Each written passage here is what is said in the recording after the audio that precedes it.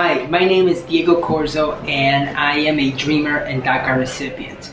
I just heard Jose Antonio Vargas share his story. I just read his book and it definitely inspired me to share my story here in the United States as a dreamer, so here it goes. I'm currently 28 years old, living in Austin, Texas. I am a realtor and I run a real estate team. I also own 12 properties for a total of 18 doors, and I am technically financially free. I graduated third in my high school class, and then I went to college and I was able to graduate in less than 4 years with 2 bachelor's degrees, graduating in the top 1% from Florida State University. In 2012, when Obama passed the executive order, that's when I was graduating. And it allowed me to get a job working at General Motors. That's where I worked for about 2 years, 2.5 years before I quit to focus working in real estate. And now, as a realtor, my team with my business partner, we sell over 65 homes a year, and we also employ other Americans. In the past couple of years, in 2016, I paid over $28,000 in taxes, and last year I paid around $33,000 in taxes. So I feel and believe we are an asset to this country. And even though all of this success, quote unquote, sounds great, my life hasn't always been this great. I was born in Lima, Peru, and when I was 9 years old, my parents decided to move to the United States. At that point, I sort of knew that we were gonna be undocumented, or that we were undocumented as a child, but it didn't really hit me until I turned 16 years old, 15 or 16, and I was trying to get my driver's license. I go to the DMV, I ask them what type of documents I need to get my driver's license, my permit. I get that list, I talk with my mom, and she says, "Diego, we don't have these documents." And that's when I knew that I was gonna face some obstacles that my other friends, my American friends, weren't going to face. Even though I wasn't able to drive while I was in high school, I was able to find rides every single afternoon. I did sports, I did extracurricular activities, and I participated in a lot of stuff. I was always able to find a ride either home or to my parents' restaurant. And as I was graduating high school, I graduated third in my class, and the next step for me was to go to college. So I graduated high school, I applied to various colleges, and it was then that I found out that I couldn't qualify for any student loans.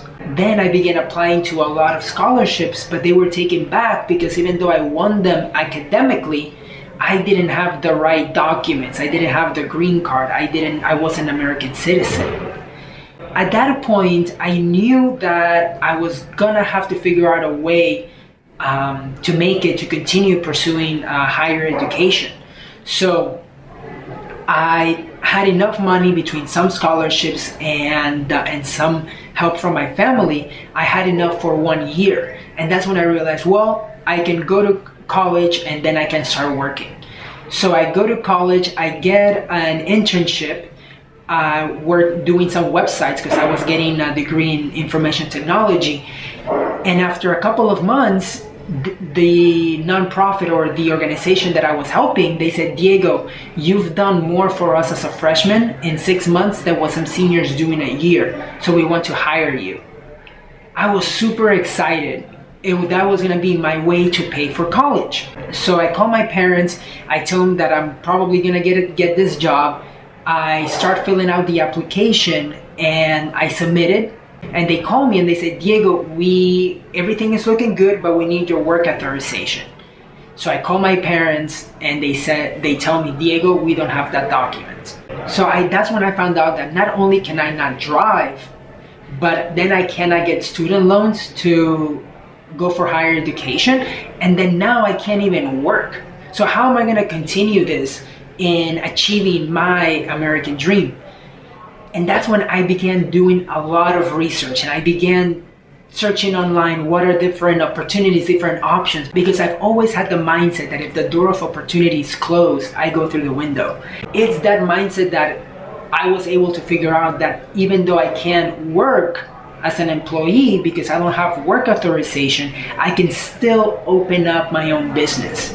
And that's what I did. I created an LLC and I began working for nonprofits and other businesses as a contractor. In the beginning, a nonprofit said that they couldn't even hire me to do that. And the only way for me was to convince them to create a scholarship for me so that I could go through the university so that way I can be paid. So it was just looking at what resources are out there so that I could continue living my dream. From there were always times where I just had to ride my bike. I had to ride my bikes to meetings, to meet with clients. And there was one point where I had a meeting about 3 miles away. It was the summer in Florida, so it was hot.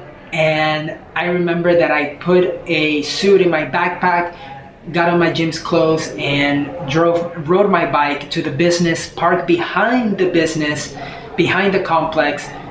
I changed, dried off, walked to the front of the building, meet with my clients, got the job, got the contract in that sense, walk back, change, and ride my bike back home, right? So it's definitely been challenging, but I've always had the mindset that no matter what happens, we can either make excuses or we can create results. And as a dreamer, I feel like in order to get to the level of where we are today, we've had to go through a lot more obstacles than the regular American person does. And one of the things that I like to share now in reading Jose Antonio Vargas's book is like, how do you define American, right? Because in 2016, I paid over $28,000 in taxes. And I shared it on Facebook. That went viral. It got almost 1,000 shares. It got me on Fox News that same weekend here in Austin. It got me on Forbes, entrepreneur.com. And in sharing my story, I had Americans, my friends, tell me, Diego, you're more American than I am. And in my head, I'm like, no, I'm not, because right now the country doesn't recognize me as an American. It is in those times that you just don't know, right? And right now we're in limbo.